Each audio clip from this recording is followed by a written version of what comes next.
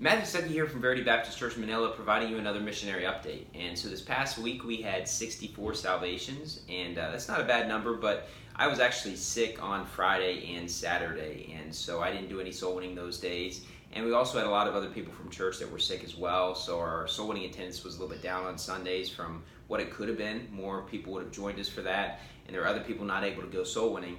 And so those numbers could have been a lot higher, but that's still 64 salvations, and a lot of people put in a lot of time to make that happen. Our attendance, even with a lot of people sick, was in the high 30s, and a large reason why is because there's a lot of visitors. We had, a young family, just the mom and her child. The husband was not able to come on Sunday; he was working, but they came on Sunday and they loved the service. And one of our other families at our church brought family as well that ended up hearing the gospel after service and getting saved. Our members were able to give them the gospel, and so that was great. And so we had a lot of first-time visitors, and we've also had from our church a lot of people have been giving the gospel to their family recently, and they made efforts to go and preach the gospel to them. And a lot of people have seen their family getting saved here recently, so that's been very exciting for people, very encouraging, and it shows you that family can get saved. And so our attendance was in the high 30s, 64 salvations. And so in terms of the sermons preached, on Wednesday night I preached through Psalms 5 and 6, and I talked about the mercies of the Lord and how we really do serve a very merciful God, and who every single morning, He gives us a new chance even though we mess up and we sin a lot. And on Sunday, the first sermon was on prayer. It was prayer for freedom from bondage from Egypt. And I talked about how the Hebrews were in bondage, and the big reason why is because they never really cried out to be delivered. Throughout the book of Judges, they are always crying out to be delivered, and God delivers them when they cry out.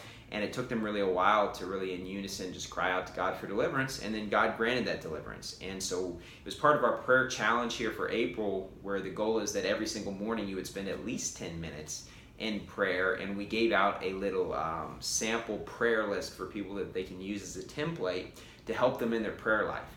And then also on Sunday we preached through the characters of Ruth, and we talked about Ruth. And this has been some of my favorite sermons I've ever preached, through this series.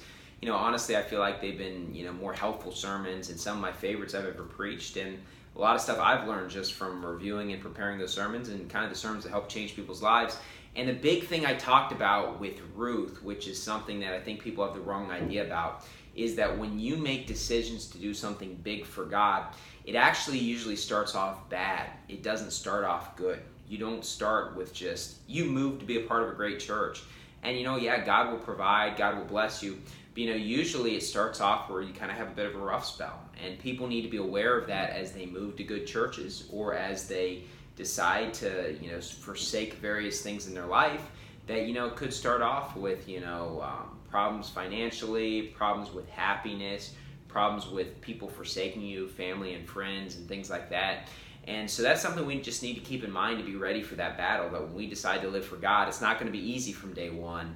And we need to be ready for that and not get the wrong idea about that. And so that's what we preached on. And obviously we're coming up on the big mega marathon coming up here in less than 3 weeks, and that's exciting. And we also have a big marathon coming up, soul winning marathon in Cavite. It's on a Wednesday, but it's on Labor Day, so a lot of people have the day off. That's a little bit of a drive for us. We'll have probably a church van go down and bring a group of people, and that's going to be an exciting time. I'm sure we'll get lots of people saved, and so things are going well here, but we do have a lot of sickness in our church, and a lot of people have missed due to being ill, including myself this past week, and other people that have just been missing church and feeling terrible. So continue to pray for our ministry, pray for the health of our ministry.